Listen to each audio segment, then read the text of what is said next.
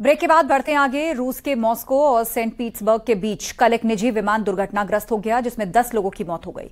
इस हादसे में रूस के मददगार और पुतिन के दोस्त वैगनर ग्रुप प्रमुख येवगेनी प्रिगोजिन भी शामिल थे, उनकी भी मौत हो गई है। इस हादसे का एक वीडियो भी सामने आया है, जिसमें आसमान से क्रैश्ड प्लेन गिरता हुआ नजर आ रहा है। प्लेन के जमीन पर गिरते ही उसमें आग लग गई और धुएं का गुबार नजर आने लगा। प्राइवेट आर्मी चलाने वाले और पुतिन के मददगार के कुछ दिन पहले ही पुतिन के खिलाफ बगावत की थी, लेकिन फिर साथ आ गए थे। अब यह कहा जा रहा है कि पुतिन के इशारे पर ऐसा हुआ है।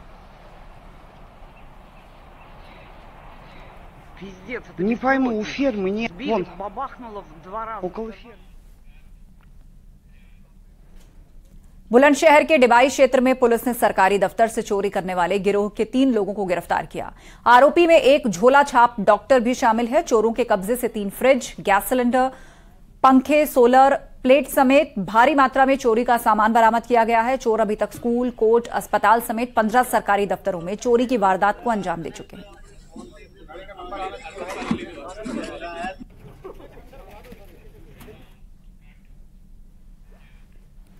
और पीलीभीत के बरगदिया गांव में गाय चोरी करने आए चोरों ने दंपति को चाकू मारकर घायल कर दिया। घायल दंपति को अस्पताल भर्ती करवाया गया, जहां उसे जिला अस्पताल रेफर किया गया है। दोनों की हालत इस वक्त नाजुक बनी हुई है। शिकायत मिलने के बाद पुलिस ने 2 लोगों को हिरासत में लिया, जबकि तीसरा आरोपी फरार है। आरोपियों से पुलिस पूछताछ कर रही है।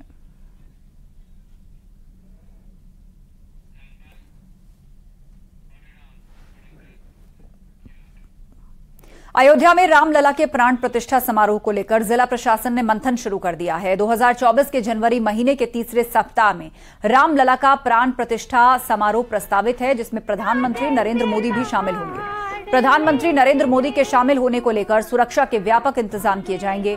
कार्यक्रम में जल, थल, नभ से सुरक्षा की जाएगी और उम्मीद की जा रही है कि प्राण प्रतिष्ठा समारोह में 10 लाख से ज्यादा लोग शामिल होंगे, जिसको लेकर जिला प्रशासन ने तैयारियां शुरू की हैं।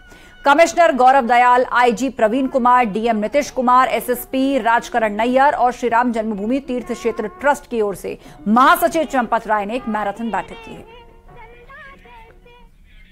प्रतिष्ठा कार्यक्रम संभावित है और उसके संदर्भ में जिला प्रशासन, पुलिस विभाग और ट्रस्ट के साथ बैठक हम लोगों ने करी है और उसमें ये प्लानिंग किया जा रहा है किस तरीके से व्यवस्था संचालित की जाएगी, क्योंकि श्रद्धालुओं की संख्या में बहुत अत्यधिक वृद्धि होने की संभावना हम लोग देख रहे हैं। और कहाँ रुकने की व्यवस्था होगी, कहाँ पे टेंट लगाए जाएंगे, ट्रस्ट के द्वारा व्यवस्था भी कई सारी की जाएगी और हम लोग के द्वारा पार्किंग की फैसिलिटी की व्यवस्था की जा रही है। तो हम लोगों ने स्पॉट चिन्हीकरण कर लिया है, लगभग 30 से 35 स्थान हम लोगों ने चिन्हीकरण किया है।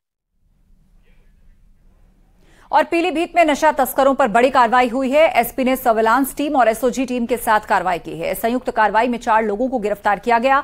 इनके पास से 10 किलो 880 ग्राम चरस, 968 ग्राम अफीम बरामद हुई। आरोपियों से 2 कार, 7 मोबाइल बरामद हुए।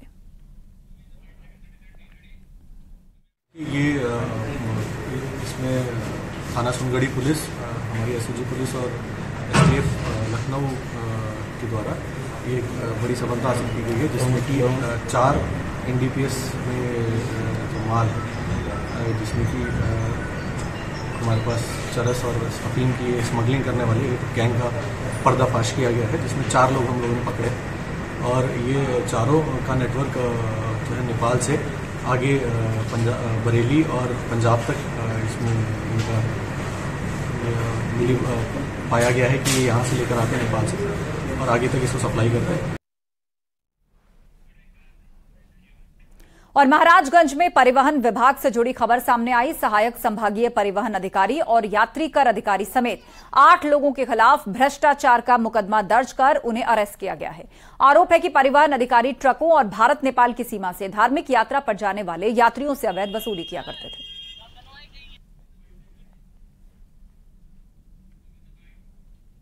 जनपद महाराजगंज अंतर्गत अवैध वसूली के विरुद्ध एक बड़ी कार्रवाई करते हुए एक ट्रक ड्राइवर से प्राप्त तहरीर पर कोलोही पुलिस द्वारा अभियोग पंजीकृत करते हुए उस ट्रक ड्राइवर द्वारा बताया गया था कि उससे कुछ लोगों द्वारा अवैध वसूली की जा रही। जब इसकी गहनता से जांच की गई तब इसमें कुल 8 लोगों के विरुद्ध अभियोग पंजीकृत करते हुए उन 8 लोगों की गिरफ्तारी की गई। इसमें ट्रांसपोर्ट विभाग के ARTO, PTO, 2 अन्य कर्मचारी तथा 4 प्राइवेट लोगों के विरुद्ध अभियोग पंजीकृत करते हुए अग्रिम विधिक कार्रवाई प्रचलित है। बुलंदशहर में पुलिस ने 3 फैक्ट्रियों पर छापेमारी की है। इस कार्रवाई में बड़ी मात्रा में पशु चर्बी मिली है। पुलिस ने एक ट्रक को पकड़ा है जिसमें भारी मात्रा में जानवरों की चर्बी से भरे हुए ड्रम लदे हुए थे। छापे के दौरान 17 ड्रम चर्बी के बरामद किए गए। गोदाम और फैक्ट्री में चर्बी को गलाने की भट्टियां मिली हैं और पूछताछ के दौरान सामने आया कि ये ड्रम क्षेत्र में साबुन बनाने वाली फैक्ट्री में सप्लाई किए जाने थे। थाना कोतवाली देहात के नई मंडी चौकी क्षेत्र से लगातार ये शिकायत आ रही थी कि सड़क पे कुछ फैक्ट्रियों के बाहर से बहुत ज़्यादा बदबू आती है। लोगों को इस बात का शक था कि उन फैक्ट्रीज के अंदर पशु चर्बी का इस्तेमाल होता है। तो इसी सूचना पर हम लोगों के द्वारा और पशुपालन विभाग, एनवायरनमेंट विभाग और जीएसटी के द्वारा कल 4 फैक्ट्रीज में छापेमारी की गई। छापेमारी के वक्त अनियमितताएं भी पाई गई। वहाँ पे हम लोगों ने सैंपल कलेक्ट किया और सैंपल को फॉरेंसिक विश्लेषण के लिए भेजा गया है, जिसकी रिपोर्ट आने पर अग्रिम विधिक कार्रवाई। कोटद्वार से दुगड्डा के बीच पहाड़ी पर बादल फटने से एक बार फिर हालात बेकाबू हो गए। पौड़ी हाईवे पर आवाजाही बंद कर दी गई। हाईवे पर भारी लैंडस्लाइड होने से यहां डेंजर जोन बन गए हैं। तो वहीं 5वें मील के पास 33 केवीए की हाई टेंशन लाइन का पोल भी टूटने की कगार पर है। इस सब के बीच अब पौड़ी के साथ सतपुली, पोखड़ा में कई इलाकों में खाद्य सामग्री की आपूर्ति ठप हो चुकी है।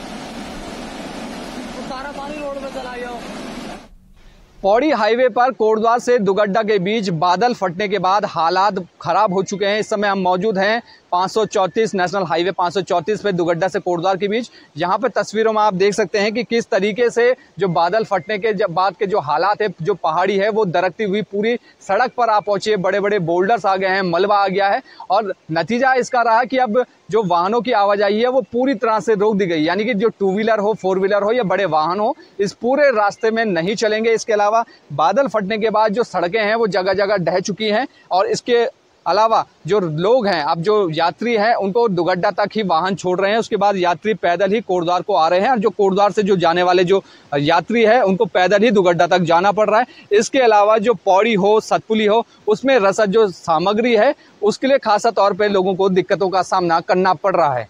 अनुपम भारद्वाज, न्यूज़ 18, कोटद्वार।